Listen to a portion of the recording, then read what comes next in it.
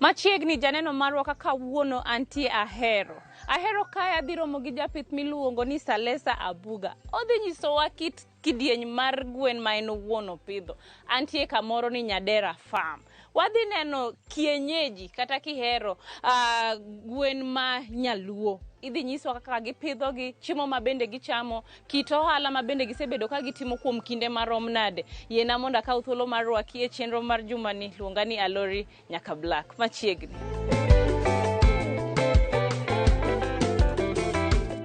Karibu Nyadera Farm. Erokamano dhi nade? Adhi maber. Kudo kamosi, watim biosecurity. Nyaka watim biosecurity. Mane kaka wantie Nyadera Farm Limited ka. Koro nakwayo ni mondo abi procedure kaka watimo biosecurity wa. Mokwongo kidonjo, iketo sole of the feet, kama, mar wuoch kama. Kik wuoche modh adila. Kama. Rupi mana. Ang'o mi watimo gini? Ma biosecurity. Kama? Mang'eny mag gwen. Oko. Koro wendo mara mora ma oko. Kata an ka oko. Tachako gi ka. Yes. Aya, koro kasetimo kamano? Kisetimo kamano. Koro wadhi hand washing. Koro kuonga keto ni sabun. Kamano. Kasto, kureje ni? Boki yaw kendi. Ane mayawe. Ine miyawe. Ane mayawe. Nikech iti iseluoko lweti. Kabisa. Kaka inu wendo. Koro bes koro ane mayawe ni. Mane mang'alor ni kenda. Oh. Yes. Haya.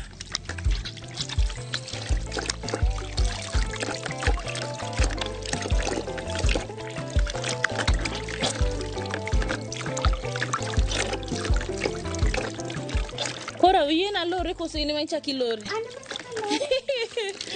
Koro nwati ler. Ane machaka lore kama. Oh. Kaeto? Kaso koro sudo ka. Wuoch an go ka. Wuoch ni ka motimo cathedral. Koro meki mibiro go wakano ni. Tika wuoch ma Nyadera Farm. Oh. Koro yera moromi. To koro katenda dongo? Wan gi namba te.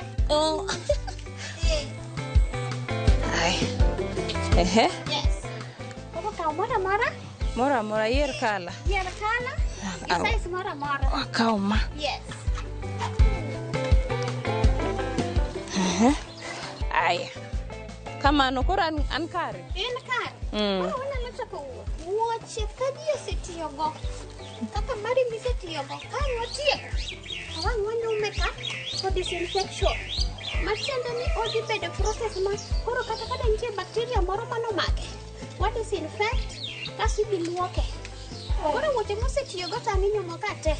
Ng'ato ka ng'ato nigi mare the whole day. Ok share wuoche. Kamano. Erokamano. Yes. Aya, koro sani dongo yiena kalo nikech pok atiyo gi wuoche. Koro yieni kalo ka iwuoke ka woketo wuoche ka. Karibu. Erokamano. Yes. Aya. Karibu sana.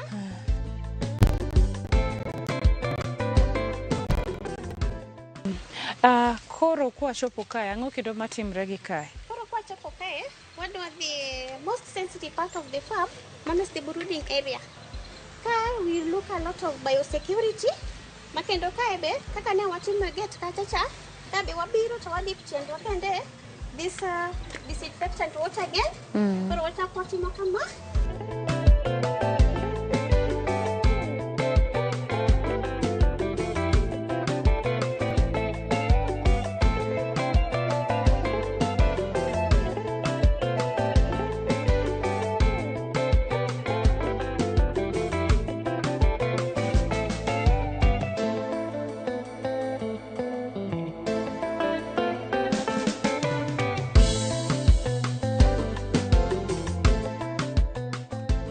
Nyiso ni ang'o madhiga mbele iye kae nikech baneno ka wan gi sawdust.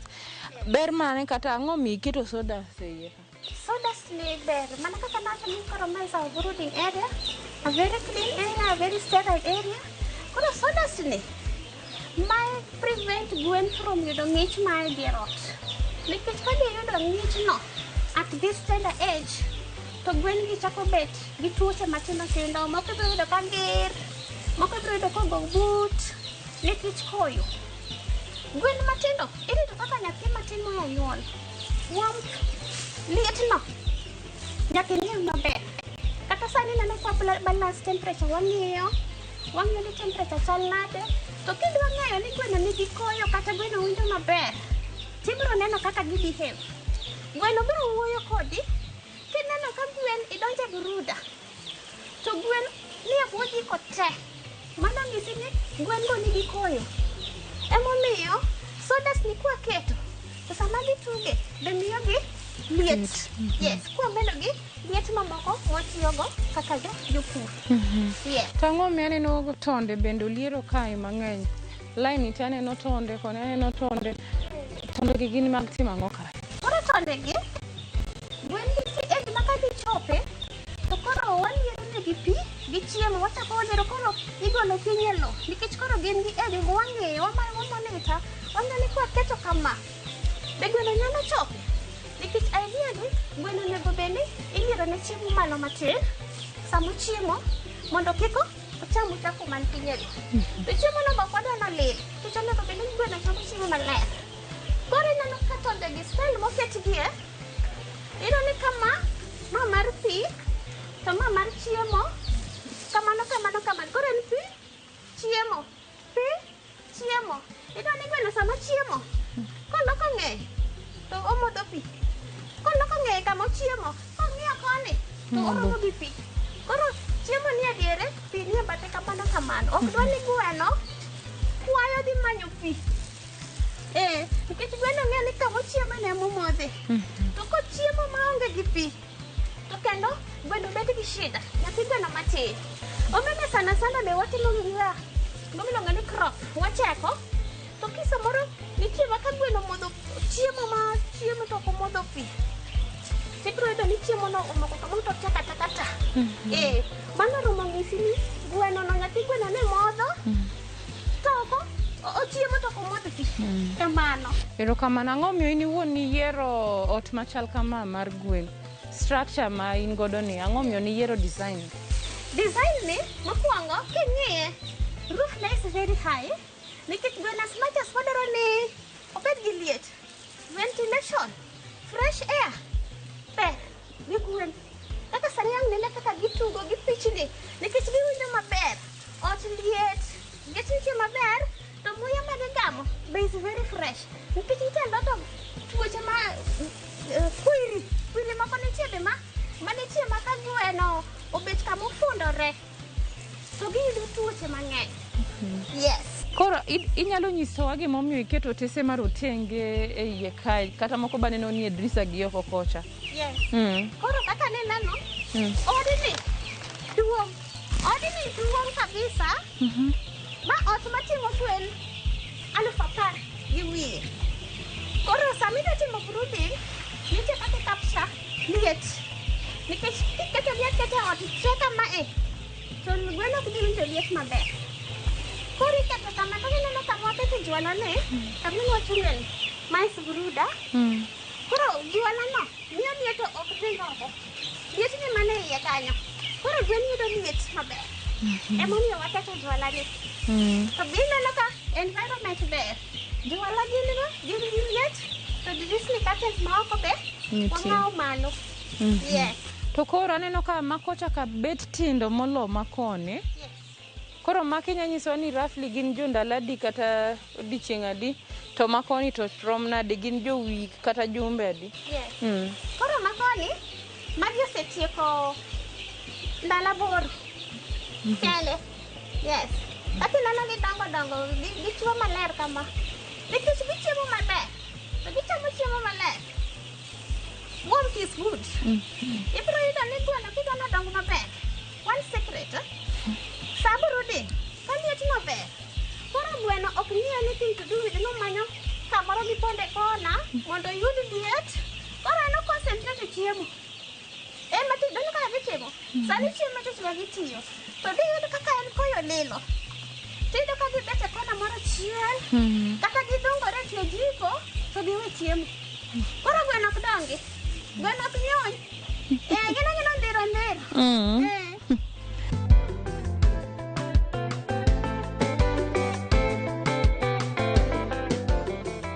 Mana kamano wadwa ni wakaw thuolo mag dakika moko machuok aeto bang'e waduogo. Kik idhi mabor.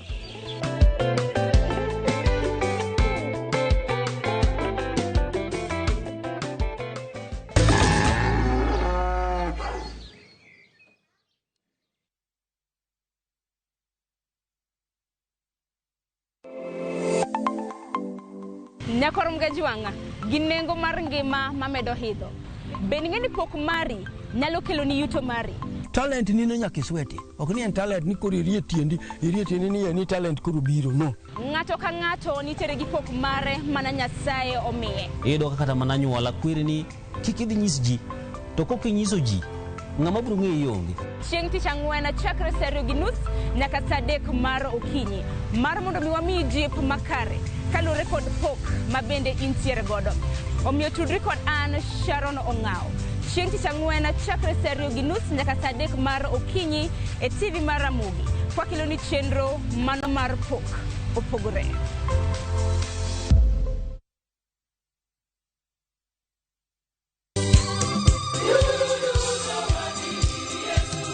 Higni 2 nyaka ne wachak chenro magwa. Nyasaye osebedo jakorwa. Chenro mar Injili kalo biro iri e alama kende mar goyo erokamano. Wabiro riwore gi jokristo mag Anglican Diocese ma Bondo e kanisa mar St. Michael's and All Angels Cathedral mantiere chuny boma ma Bondo. Bi mondo wapak Nyasaye kanyakla kochakore saa 12 okinyi nyaka saa 7 odiechieng'.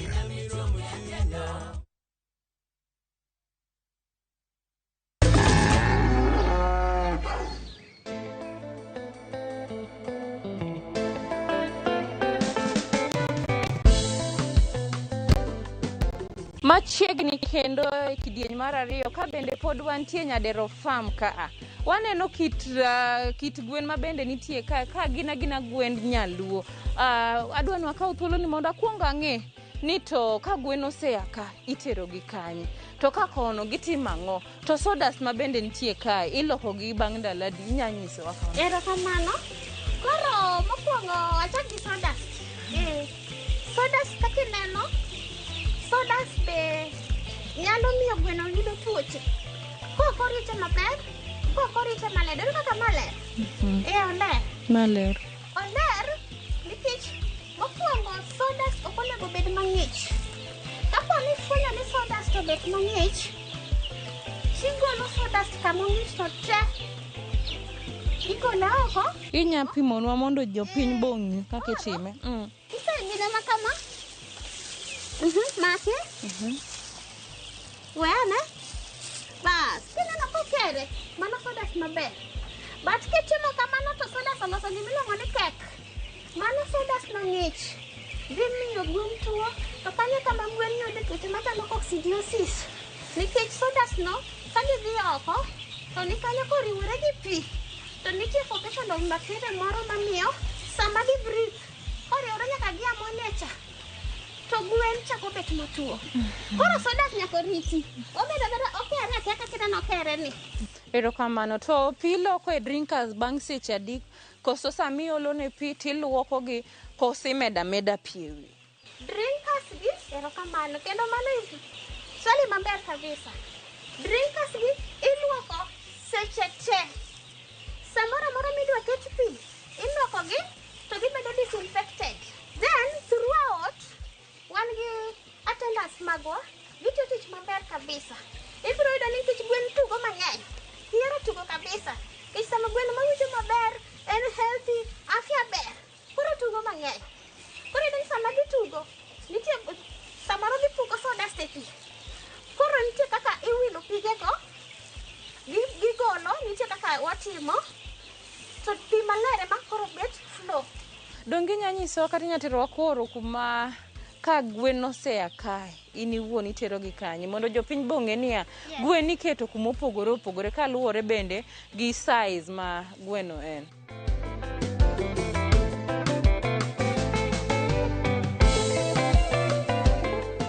Koro kwa waya koni wacho ni ang'o matimre koni? Koro adhi tang'onu offloading zones. Offloading zones matiende ni gwen ka osegole buruda kochacha. Teno ka ging'eny. Koro nitie age ma kandi chope to gisetieko chanjo. To wa offload gi e udi mopogore. Tadier kuma ne wayo cha. Kuma wayo cha. Nyithi gwen ka ng'eny kabisa ma ka gin adi? makaka group mokwongo 5,000. 5,000. Yes. Kuma antie cha nitie gwen 5,000. Nyithi gwen 5,000. 5,000. To mago nitie age maka giromo to koro wakendo gi wachako wakwase chanjo gi. Magi tieko chanjo koro watimo gini iluongo ni offloading. To offloading kae kosetimore ang'o kendo kwaya ka to wadhi kanye? Koro ka sana kwa samose offload gi ka. To koro wayao gwen ne jok madwaro kao. Joma dwa pidho gwen nyalo kao gwen. Joma dwa tedo, joma chamo, joma dwa timo go ohala. Koro wayao negi. One is the meaning of offloading. Erokamano. Yes. To koro adier ka ni chako nikech ohala ni kata kit gwen maneno ni ok en gir siling' 1 kata 1,000 moro. Inyange kono kata inyanyisowa ni safari osebedo nang'o ni chako gi capital marom nade kata pesa mani hango go ohala ni ne rom nade to kane en pesa ma ini wuon ni kano kaka savings koso ni yudo loan kumoro donge nyanyisowa wan be idhi jiwe ng'ato kamoro. Erokamano. Koro gwen ni osebet safar kichako gwen en safar. Mokwongo kaka family ne wa kao savings wa matin maromo 200,000 to wachako go. To ngeni toke kucho ne wapidho gwen ema ni nokwatim commercial. Ne mar as a hobby. Yes, over 10 years ago. But koro ne wabet piny mong'iyo ni wanyalo konyo jowa kwachako commercial samikete matin e dala ni ng'ato ok nyal ng'e ni en gi gwen. Koro kisamikete commercial to ji mang'eny ng'eyo igwelo ji bikaw matin kamano. Koro bang'e no bedo kan tich mayot nikech gwen rito dwaro pesa maber. Chiembgi be dwaro pesa maber. Koro Equity jodhuro Equity nokonya. Equity ange nyalo nyiso ji noyawo bank. Danyiso ji to Equity amalo nyaka piny. Equity osewuotho kodwa Nyadero Farm Limited. Tis through Equity kata odni mineno wachung'eni ma Equity. Ot mineno wating'o gwen 10,000 cha macha Equity. Ang nene everywhere. Kata paybill mar Equity is everywhere. Because we are very proud. Equity osewuotho kodwa. Osemako lwetwa. Ibiro neno gik mang'eny kata offload machielo biro tero uwe. Mano Equity. Yes.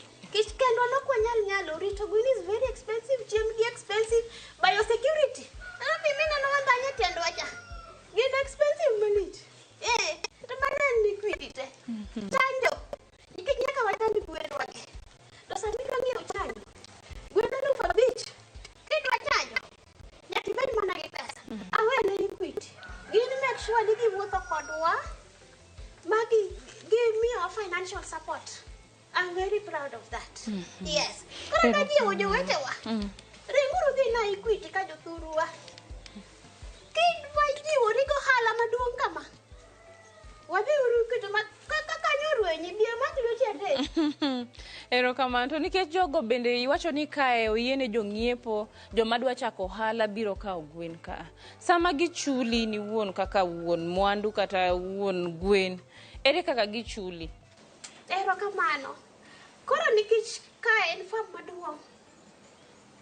Ka ok oyienwa chulo cash moro amora. Kendo watemo ga encourage johala kata jirendewa. Nikibiro ket pesa nikech wan wachulo ga gi ti. Equity nomiyowa paybill 247.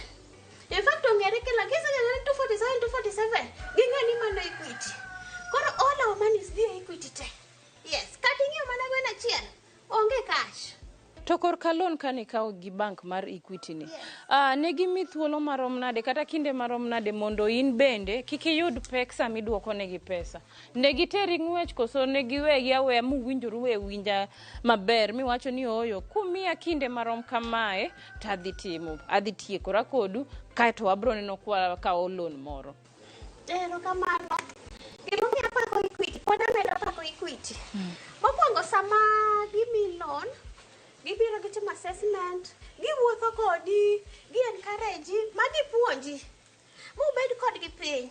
Magineno adier, pesani to kwami nyalo wuotho kodi kama. Kwami kama to nyalo wuotho kodi kama. ber Equity ni sama gisemi pesa to ginyisi ni yawa koro waudo wuotho kodi, tim budget kama, wuoth gi pesa ni kama, tim kama, to koro kata kichako chulo loan ting'e kaka ichulo loan kendo ok chandi nikech gisepuonji financial management mar pesa ni makata sama iyudo pesa no dhi the right thing. Ka en gwen to dhi ka gwen, ka en chiemo to dhi ka chiemo. Koro ineno mana baby na mango mane tendeng 247 tendeng man. Erokamano ahinya. To wach mogik ne jal ma samoro diher nodonje pith mar gwen, inyalo nyiso jalno nang' kata inya jiwe nade? Mokwongo atajiwo mine owetewa gi vijende nikech nasewacho ni wasembawa ji mang'eny, mine gi vijende. Biuru mak lwetu, biuru Nyadaro Farm Limited kae, wamak lwetu mana kaka wambe Equity osemako lwetwa, wambe koro wado mako lwet jomoko. To kwasemako lweti gimbe watero gi Equity mondo chak omake lwetgi, opuonjgi mondo ne kaka miyogi loan matin manyalo konye kaka wuotho gi gwen. Enta jiwo mine te, vijende te, to wuone be kik complain. Biuru, Nyadaro Farm is open to all. Atwako ute. Erokamano. Ng'at maneno chenro ni to kawuono deher ni omanyi bang' winjo kaka isewuoyo safari kaka osebedo gi bank mar Equity, kaka in iwuon isewuotho higni 10 gi bathe mana kipidho gwen. Inya konyowa gi namba ni kata social media handle mabende samoro un gi Nyadaro Farm Facebook page, Instagram, ka un godo be inya nyisowa. Kuonge go inya konyowa gi namba magibo yudo godo. Erokamano ahinya. Koro kidwa Nyadaro Farm Limited, namba en 0726 49 87 86. Mano be mana namba mane baby. Koro yudo Nyadaro Farm yot malich kamano. To Nyadaro Farm ni Facebook. Kidonga Nyadaro Farm Limited. It is the only limited. Mane yodi. Tidonjo. Nyadaro Farm ni nyake TikTok jothurwa. Donje TikTok ine kaka gwen winjo maber e TikTok ka. Erokamano. Erokamano ahinya. Kama wantie. Kisechopo Ahero. Kia Kisumu tibiro junction tibiro Yobaya tibiro Kabongo. National Oil kanyo. To kipenya ni dwa Nyadaro Farm to dhi ka gwen. Ichopo. Kamano. Erokamano ahinya. Yes.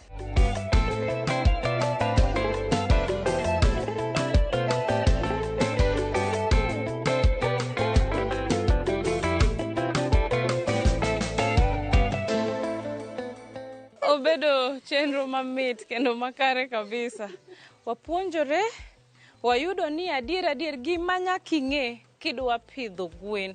To Nyadaro Farm kae giting'o kendo mane wach ma kumoro amora kidhie tiwacho en ler alwora kuma intiere. Onyiswa kendo ineno pi ma bende nitie kae. Madam okaw thuolo ne modhi momanyo tengi o kata achiel 2 3. Ineno goma pi to chopo nyaka ka. To tap ni bende nigi nyaka gi ochungi kata kichungi manyiso ni nyaka pino beda pi maler. Iwacho ni gimoro amora man gi chakruok nyaka bed gi giko. In mibedo koda chakre nwa chak tayo chenro ni. To ba in samoro kuma intiere diher ni mondo ibedie japur moro. Ageno ni kwan 2 3 ma bende bro konyi ndalo mabiro. Kaka in japur to samoro diher ni mondo wabi walimi, inyalo tiyo gi email marwa mar purgiohala@royalmedia.co.ke. Obede ni in kure. Wane wasingo kendo ne wawacho wabro chopo. Kwasesomo ote wanakaw thuolo mo wamanyi kuma intie to wabro chopo. Nyadaro Farm kae an bende ginyisa ni giiko na gweno. To kinda gi gweno ya dango kawuondu gweno tahero. Adwa na dhi e logi nikech apilo moko be nitie kanyo. Okuon bose set nago.